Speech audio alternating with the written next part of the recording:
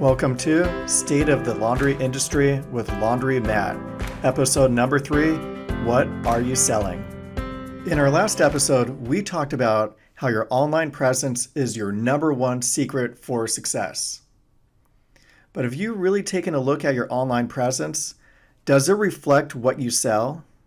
So what I mean is, if you offer wash and fold and somebody went to your Yelp page, does it really show that you do wash and fold or pick up and delivery for that matter?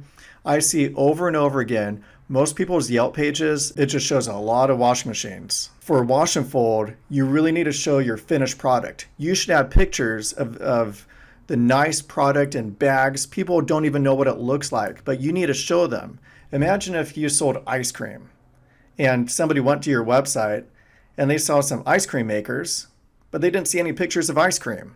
So you got to show the sizzle. The sizzle is the finished product, the wash and fold bag, the nice, neat packaging. And if you're doing pickup and delivery, you need to show pictures of your beautiful wrapped vehicle. And again, you could do a pickup and delivery without going all on board with a specific vehicle. That being said, you should indicate through photos, through imagery, what you offer. And that has to include, if you're doing wash and fold, it needs to show that you do wash and fold. And if you do pick up and delivery, you need to show it. And you also need to say it. So take a look at your Yelp page, your Google My Business page, and other places. Does it just show a laundromat, or does it show and reflect what you sell?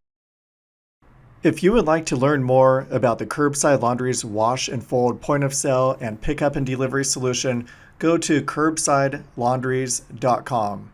Also, if you enjoyed the program, please subscribe on our YouTube channel and give it a thumbs up.